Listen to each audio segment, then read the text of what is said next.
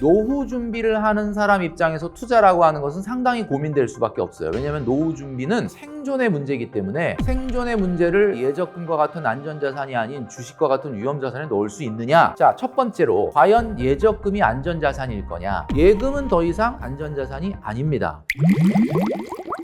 일단 노후에 퇴직금을 받아서 날렸다 이런 보도들은 많이 보신 적이 있었죠. 대한민국이 최근에 가상자산 유사수신 피해가 엄청나게 급증한다라는 이야기가 있습니다. 2024년도 기준으로 1조 1,000억 정도가 넘는다라고 하는데 뭐 배박, 코인, 사기, 금융 다단계 이런 것들 많이 이야기 들으셨죠. 아니 그걸 누가 바보같이 속는 거야? 라고 이야기하는데 퇴직금 1억, 2억 가지고 나와서 지금 마땅히 할 게 없는, 그러니까 노후 준비가 제대로 안 돼 있는 분들 같은 경우는 진짜 그런 얘기에 귀가 팔랑팔랑 할 수밖에 없다라는 이야기입니다. 노후 불안과 대박의 유혹의 덫, 고령층을 노리는 가상자산 투자 사기가 극성을 부리고 있다. 이런 보도를 여러분들도 보셨을 거다. 그렇다면 왜 사회적인 문제가 되고 있느냐? 최근 같은 경우는 비트코인이 굉장히 급격하게 하락하면서 투자했던 분들한테 좀 울상을 짓게 만들고 있는데 한동안에 엄청나게 올랐지 않습니까? 그러다 보니까 비트코인은 너무 비싸서 못 사고 이거 비트코인하고 똑같은 거야 라고 하면서 금융정보라든지 상식들이 조금 부족한 고령층 분들한테 사기들이 좀 많이 있었다라는 겁니다. 그러다 보니까 노후가 불안해질수록 유혹에 솔깃하게 되는 마음이 생긴다라는 거거든요. 그렇다면 노후의 반퇴소득이라고 하는 걸 말씀드리고 있는데, 반퇴소득이 있는 사람들 같은 경우는 자산을 빨리 키워야 되겠다라는 생각을 안 해도 됩니다. 왜냐하면 적더라도 소득이 있기 때문이죠. 그런데 마땅히 소득이 없고 정말 가진 거는 퇴직금 1, 2억밖에 없다 그러면 당연히 어때요? 투기적인 성향이 생길 수밖에 없죠. 일확천금을 노리게 되는 마음이 생길 수밖에 없다. 원금이 작으면 투기병이 도진다라는 말이 있습니다.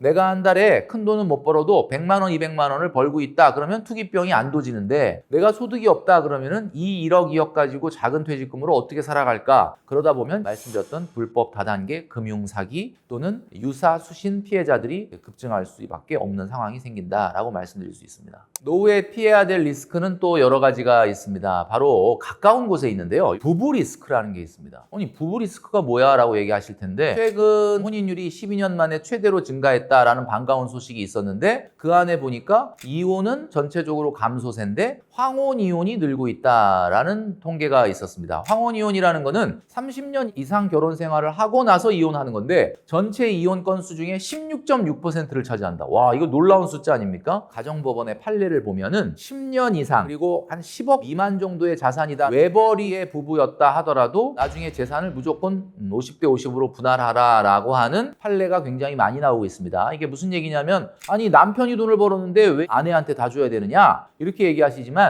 자산이 뭐 20억 30억 이렇게 크다면 모르겠지만 결혼 생활이 10년 이상 지속됐다라고 하면 아내도 자산에 굉장히 기여한 바가 있다고 인정을 해서 5대5로 되는 경우가 많아요. 이혼을 하게 됐을 때, 특히 황혼 이혼을 하게 됐을 때 두 사람이 경제적으로 갑자기 더 어려워질 수도 있다라는 얘기죠. 집 하나 있었는데 집을 두 개로 쪼개야 될 수도 있고 5억밖에 없는데 이거 2억 5천 2억 5천으로 나누게 되기 때문이죠. 그러니까 결국은 부부 리스크, 노후의 독병이 될 수가 있다라는 이야기입니다. 또 하나는 가족 리스크가 있을 수 있습니다. 부모님이라든지 자녀라든지 또 노후의 어떤 리스크로 작용을 할 수가 있다. 최근에 뭐 이런 보도가 있었거든요. 취업한 캥거루족 딸에게 생활비 30만 원 요구했더니 거절한 딸, 뭐 이런 내용이 있었습니다. 지금 사회상을 보여주고 있는 건데 요즘 얼마나 청년들이 힘듭니까? 사실 독립을 했다가 돌캥이라는 말도 있다고 하더라고요. 그러니까 무슨 얘기냐면 독립을 했다가 도저히 생활비 많이 들고 안 되겠으니까 부모님 집에 다시 돌아오는 이런 캥거루족이 있는데, 사실 집에서 생활한다 그러면 성인이면 당연히 부모님한테 생활비를 어느 정도는 좀 드리는 게 마땅하다라고 생각되겠지만은 부모님이 여유가 있어가지고 너 그냥 너 돈 모으는데 써라, 생활비 안 줘도 된다 라고 이야기하는 컨디션이면 너무 감사하겠지만 그게 아니라고 한다면은 생활비를 드리는 게 마땅하죠. 그런데 이런 것들을 거절하는 딸, 이것 때문에 가족 불화가 생기고 부모 자식 간에 다툼이 있었다, 뭐 이런 내용들인데 어떤 생각이 드냐면, 경제적으로 삶이 좀 팍팍해지면서 부모님의 노후가 제대로 준비 안 됐을 경우에 가족 리스크로도 번질 수 있다. 말씀 안 드려도 아시겠지만 노후에는 또 건강 리스크라는 게 있습니다. 만약에 내가 건강을 지키지 못한다라고 했을 때 국민건강보험에서 간병비를 정부에서 건강보험으로 적용한다고 하지만 어쨌든 나에겐 굉장히 경제적으로 금전적으로 많은 피해가 생길 수밖에 없습니다. 그러다 보니까 애써서 모았던 노후 자금을 건강 리스크 때문에 잃어버린 경우가 많다라고 말씀드릴 수 있는 거죠. 좀 전에 말씀드렸던 것처럼 금융 사기라든지 또는 투자라든지 또 그 다음에 가까운 부부 리스크라든지 리스크라든지 또 부모나 가족, 형제 리스크들 이런 것처럼 사실 우리 주변에 소소하게 있는 리스크들이 많습니다. 갑자기 없던 것이 훅 들어오는 게 아니거든요. 투자나 금융 사기 관련된 리스크도 사실은 사기를 당한 분들을 면담을 해보면 모르던 사람한테 사기를 당했다라고 하는 경우는 거의 없습니다. 대부분 가까운 지인, 믿었던 친구, 그리고 형제 또는 친척 이렇게 평상시에 신뢰를 갖고 있었던 분들을 통해서 이런 리스크가 생기게 되는 거거든요. 노후에는 내가 내 돈을 잘 지키는 것도 중요하고 앞에서 말씀드렸던 것처럼 일을 하면서 소득을 창출하고 현금 흐름을 만드는 것도 중요하지만 지금 말씀드리는 이런 리스크들을 잘 피할 수 있는 장치를 만드는 거 이거 자체가 굉장히 중요하다 이렇게 말씀드릴 수 있습니다. 반퇴소득이 있다, 경제활동을 조금 더 연장할 수 있다고 하지만 그래도 한 10년, 15년 후에는 내가 이 노후자금을 꺼내서 써야 됩니다. 근데 많은 분들이 실수하는 경우는 어떤 경우냐 하면은 투자라고 하는 부분을 최근에 노후 준비에서 뺄 수가 없거든요. 왜냐하면은 정말 돈이 녹아내린다라고 할 정도로 인플레이션이 심합니다. 정부에서 발표하는 인플레이션 지표를 보면 2.4%, 2.5%로 굉장히 낮게 나오고 있지만 실제로 여기에는 우리가 사용하는, 실제 생활에 사용하는 그런 것들이 다 들어가 있는 게 아닙니다. 그러다 보니까 이 인플레이션율이 이렇게 낮게 나오고 있지만 실제 체감하는 물가는 너무 높죠. 최근에 원달러 환율도 엄청나게 올라가면서 원화 가치가 급격하게 하락을 합니다. 미국 주식 그리고 한국 주식 할 거 없이 주식시장은 뜨겁게 올라가고 있죠. 이런 상황 속에서 우리가 투자를 안 하긴 어렵습니다. 단 노후 준비를 하는 사람 입장에서 투자라고 하는 것은 상당히 고민될 수밖에 없어요. 왜냐하면 노후 준비는 좀 더 잘 먹고 잘 살기 위해서 투자한다기보다는 말 그대로 생존의 문제이기 때문에 생존의 문제를 내가 예적금과 같은 안전자산이 아닌 주식과 같은 위험자산에 넣을 수 있느냐 이런 거에 대해서 물음표를 갖는 분들이 굉장히 많다라는 거죠. 자, 첫 번째로 과연 예적금이 안전자산일 거냐? 과거에는 예적금이 안전자산이었습니다. 영어로 리스크 프리 에셋이라고 했죠. 왜 그러냐면 절대로 기표된 그 숫자 금액은 안 바뀌기 때문입니다. 자, 그런데 최근에 어떻습니까? 여러분도 느끼시겠지만 그 숫자는 안 바뀌지만 그 숫자의 가치가 녹아내린다라고 하는 말이 있을 정도로 굉장히 원화 가치가 떨어지고 있죠. 예금은 더 이상 이제는 안전자산이 아닙니다. 위험자산의 일종일 뿐이죠. 다만 주식시장이 크게 흔들리고 변동성이 생겼을 때는 안전자산이 유리하겠지만 그렇지 않다라고 하면은 그냥 앉은 자리에서 내 돈을 까먹고 있는 경우가 될 수밖에 없습니다. 따라서 노후 준비를 하는 분들의 투자 성향에 따른 투자보다는 남아있는 투자 가능 기간에 따른 투자 비율을 정하는 것이 필요하다라고 저는 말씀드리고 싶습니다. 투자 성향이 안정형인지 중립형인지 아니면 공격 투자형인지냐에 따라서 내 노후 자산의 위험 자산의 편입 비율을 결정을 해야 되겠지만 한 가지 방법으로 보자면 여러분이 과연 노후 준비를 하기 위해서 몇 년이 남아 있느냐. 자, 예를 들어서 50세 같은 경우는 투자 가능 기간이 15년 정도 남아 있기 때문에 이 경우에는 다소 공격적으로 위험 자산의 편입 비율을 높이셔도 된다. 예를 들면 30%는 예적금을 하고 70%는 예를 들면 한국이나 미국 주식을 한다라고 보면 좋겠죠. 그 다음 반대로 나는 이제 60세이기 때문에 내가 뭐 반퇴 소득을 일한다 그래도 한 5년밖에는 못할 것 같고 5년 후에는 은퇴해야 된다. 자, 이 경우에는 이제 투자 가능 기간이 5년밖에 안 되기 때문에 현격하게 위험 자산의 비중을 높여서는 안 된다. 따라서 반대로 해야 되겠죠. 70% 정도는 예적금을 하고 한 3분의 1인 30% 정도는 위험자산인 주식을 한다. 뭐 이런 방식의 투자를 선택하시는 것이 좀 적합하겠다 이런 말씀을 드리고 싶습니다. 은행 같은 경우는 예금자 보호 1억까지 가능합니다. 여러분들이 생각하는 액면으로의 금액은 지켜줍니다. 다만 은행에서도 간접 투자 상품, 예를 들면 투자 관련된 상품들, ELS 같은 것들 한 적이 있었는데 이 투자 상품 같은 경우는 은행이 판매를 한다고 해서 예금자 보호가 되는 건 아니거든요.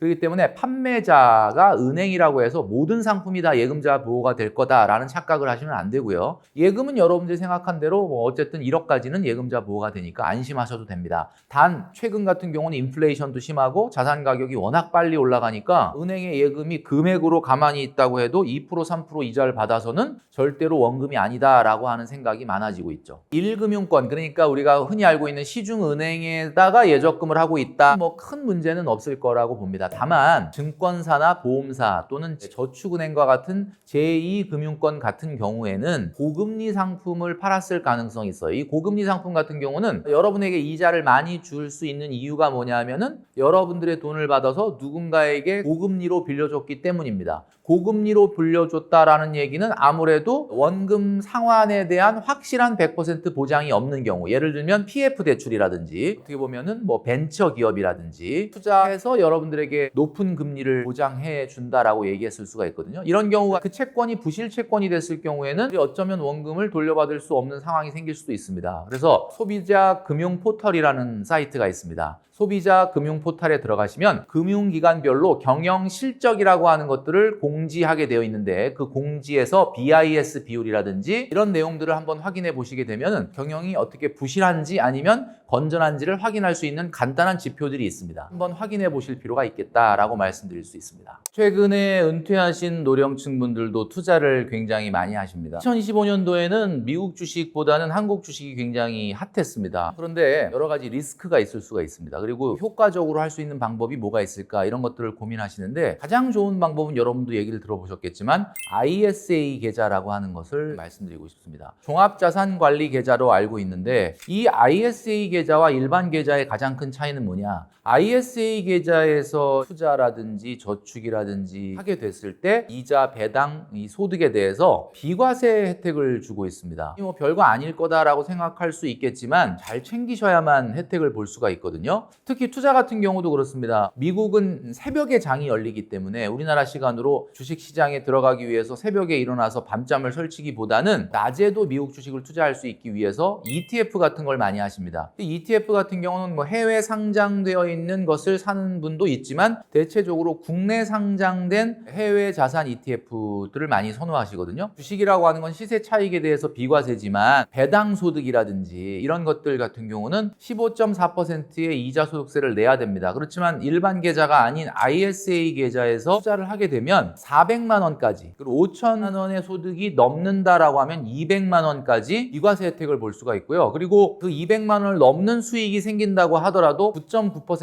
저율 과세를 하기 때문에 세제 측면에서 유리한 점이 있습니다. 그리고 우리가 보통 A 계좌에서는 수익이 나고 B 계좌에서는 손실이 났다, 그래서 실제 수익은 0이라고 하더라도 일반 계좌 같은 경우는 과세를 합니다. 근데 ISA 계좌 같은 경우는 손익통산이라 그래서 손해와 이익을 합쳐서 200만 원의 수익이 생겼다 하더라도 다른 상품에서 손실이 생겼다 그러면 수익을 통산해서 0이니까 세금을 과세 안 합니다. ISA 계좌 먼저 만드실 것을 좀 추천드립니다. 이런 투자에 대한 결정을 하고 나서 ISA를 만들 것이 아니라 ISA 계좌를 먼저 만들어 놓는 게 좋겠다. 그리고 그거는 그냥 뭐 ETF 같은 주식에 투자하는 분들이나 하는 거 아니야 라고 생각할지 모르지만, 여러분들이 은행의 ISA 계좌에서 저축을 하신다 그래도 역시 마찬가지로 15.4%의 이자 소득세를 비과세 받을 수 있기 때문에 여러 가지 측면에서 ISA 계좌는 노후에 꼭 만들어 놓으시면 좋겠다라는 말씀을 드립니다.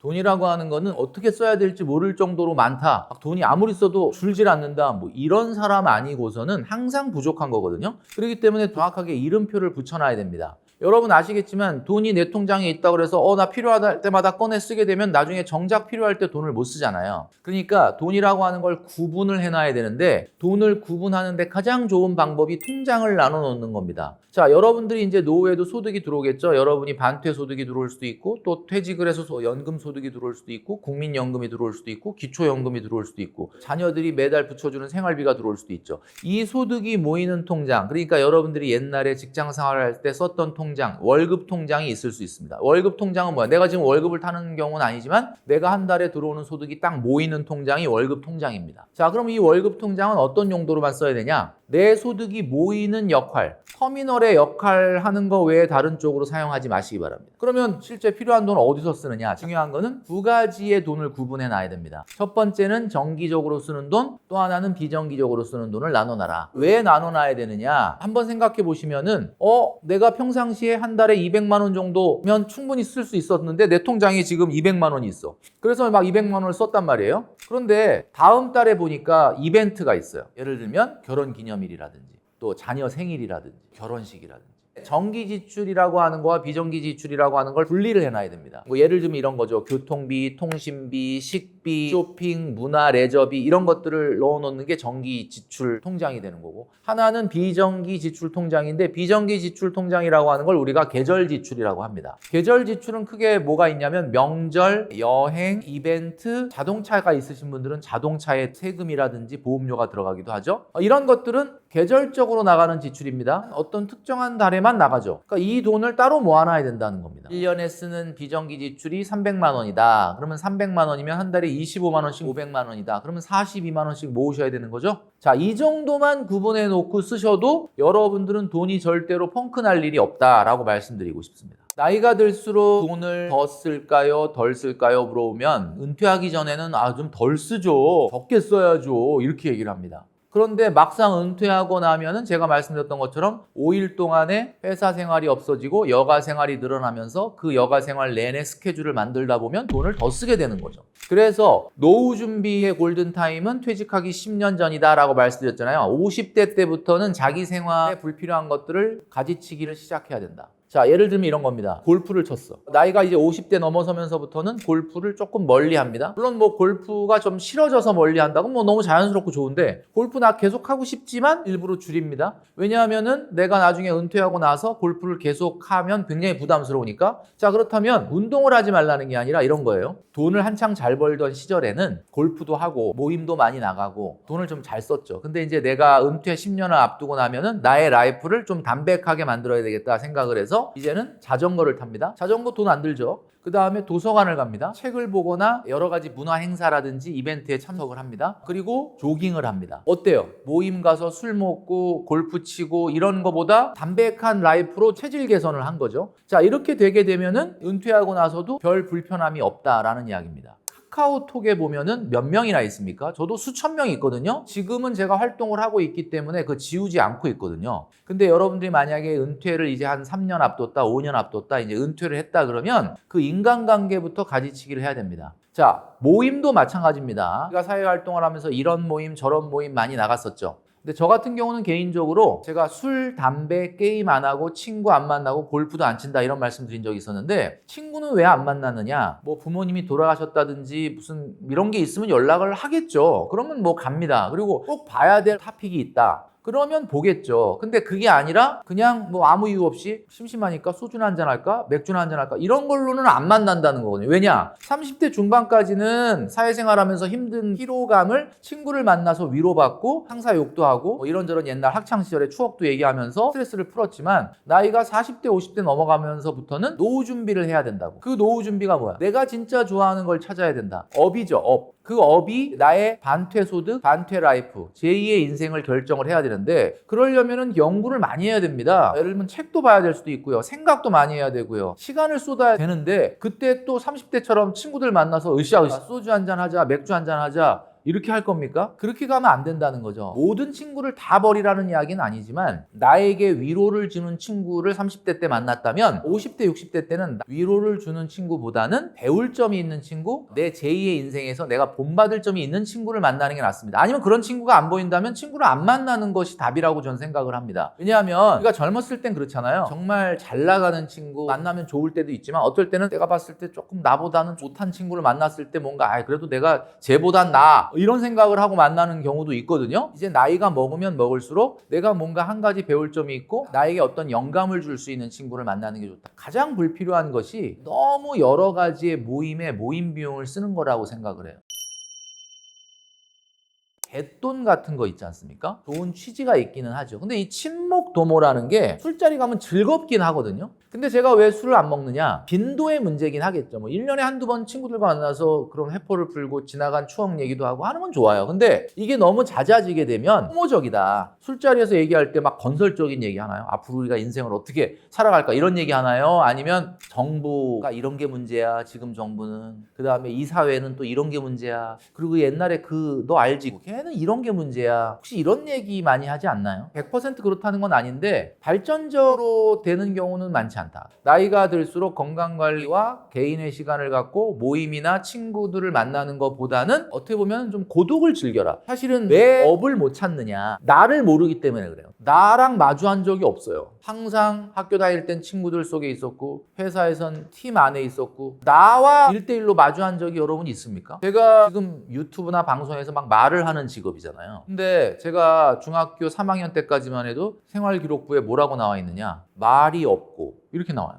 말이 이렇게 많은데 말이 없고 내성적이다. 내성적이지 않거든요. 근데 자라나면서 그 아이가 갖고 있는 고유한 캐릭터를 끄집어내는 교육을 받은 게 아니에요. 우리는 그런 교육을 받은 적이 없어요. 그냥 야 쓸데없는 소리 하지 말고 공부나 하고 이런 교육을 지금 우리 자녀들도 그렇게 교육을 받고 있거든요. 그러니까 내가 진짜 뭘 잘하는지 신이 나를 만들 때 이 세상에 태어날 때 누구나 다 그 사람만의 고유한 캐릭터와 달란트가 있기 마련인데 그 달란트를 한 번도 끄집어내 본 적이 없이 살아왔다. 왜? 바쁘죠 여러분. 골프 치러 가야 되고 술 먹으러 가야 되고 모임 가야 되고. 이제 노년층으로 갈 나이가 되면 철저히 고독해지면서 나라는 사람은 어떤 사람인지를 1대1로 대면하는 시간을 반드시 가지시기 바랍니다. 그리고 돈을 많이 벌고 재테크 성공하는 것도 중요하지만 인생이라고 하는 것은 담백한 생활을 하는 것도 굉장히 중요하다고 생각을 해요. 앞 영상에서도 말씀드렸지만 경제력, 생활력, 생존력이 필요하다고 그랬죠? 경제력, 여러분이 얼마나 돈을 벌고 있느냐. 생활력은 뭐예요? 여러분 요리할 줄 압니까? 빨래할 줄 압니까? 뭐 청소기 돌릴 줄 압니까? 그 다음에 건조기 돌리고 세탁기 돌릴 줄 압니까? 정리정돈 잘 합니까? 이런 게 생활력이거든요. 나이 먹을수록 이 생활력이 있어야 돼요. 생존력은 뭐냐? 내가 왕년에 은행 지점장까지 하고 내가 잘 나갔었고 대기업 임원까지 했지만은 나는 그래도 대리운전도 한번 해봤고 택배도 해봤고 알바도 해봤고 뭐 그걸 업으로 하진 않지만 난 이런 일도 해봤고 저런 일도 해봤고 어떤 경우에 따라서 이런 걸로도 돈을 벌어볼 수 있어 라고 하는 걸 경험적으로 도전해 보신 적이 있습니까? 이런 게 생존력이거든요. 그래서 자본주의 시장 경제에서 이렇게 길어진 100세 시대에는 경제력, 생활력, 생존력이 고루 갖춰져야만 된다. 그래서 이제는 노년기에 여러분 건강이라고 하는 문제야 뭐 두말할 필요 없이 중요한 거고 내 몸과 마음의 건강, 정신의 건강을 위해서 철저히 좀 고독해질 필요가 있다. 불필요한 것들을 가지치기 하는 시기가 됐다. 라고 말씀드리고 싶습니다. 친구가 물론 소중하긴 하지만 친구가 내 인생을 대신 살아줄 수 있는 건 아닙니다. 그래서 어쩌면 철저하게 고독으로 가는 연습과 훈련이 필요하다라는 생각이 들고요. 친구라는 거는 꼭 이렇게 사람만이 친구가 되는 건 아니거든요. 책이 친구가 될 수도 있어요. 이게 너무 원론적이고 너무 고리타분한 얘기다라고 생각하실 수 있겠지만 제가 뭐 여러 가지 또 이야기들을 해야 되니까 책을 많이 봐야 된다라는 강박이 있어서 책을 많이 보는데 책을 어떻게 보냐면 목차만 봐요.